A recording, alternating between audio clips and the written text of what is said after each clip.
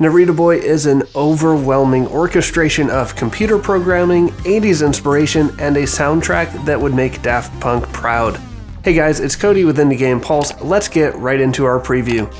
I'll be honest, at first glance, I was not a big fan of the game. The character movement felt wonky, and the early exposition was a bit long-winded, but once you begin to unravel the layers of the story and explore more and more of this complicated and interwoven world, things really start to click into place and it becomes a game that you cannot put down. You enter the world of Narita Boy as the one piece of code capable of restoring the corrupted portions, which are rapidly spreading and even becoming sentient.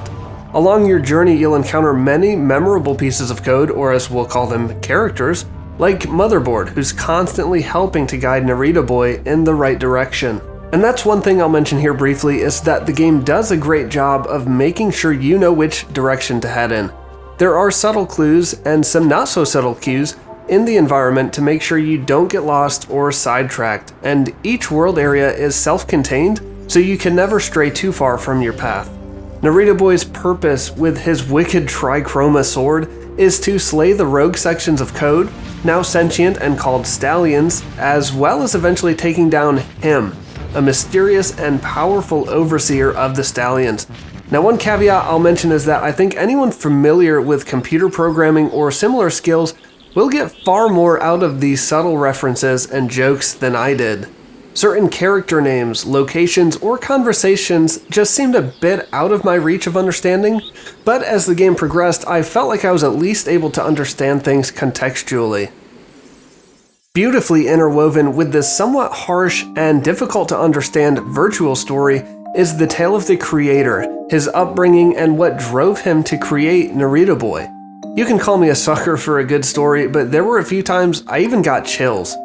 These creator sections are a wonderful change of pace from the platforming and fighting in the digital world, as you only have the options to walk, run, and interact with the creator's memory.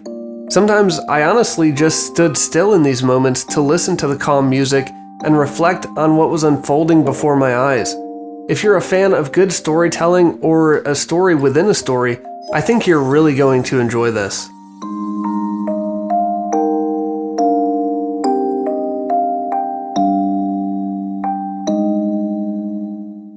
When I say that Narita Boy's strength is in its 1980s inspiration, I mean it.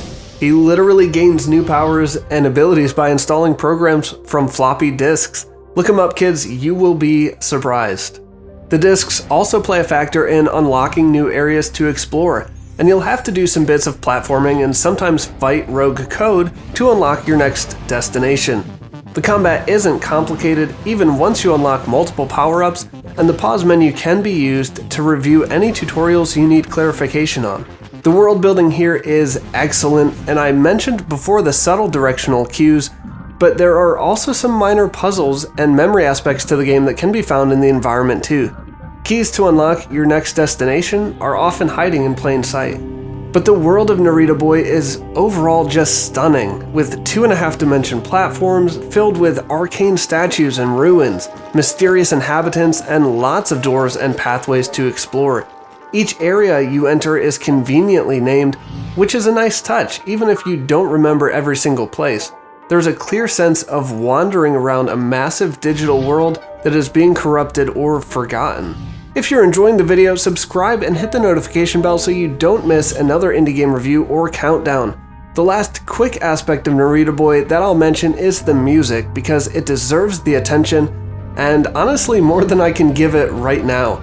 I frequently found my head bobbing along to the synth beats and caught myself humming along to the melodic music found in the creator's memories. This is a rare soundtrack that I will absolutely listen to outside of the game.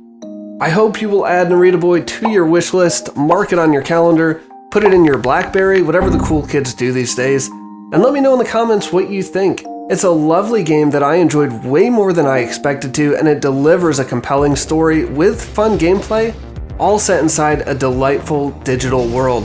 Narita Boy comes to PC, Mac, and all consoles on March 30th.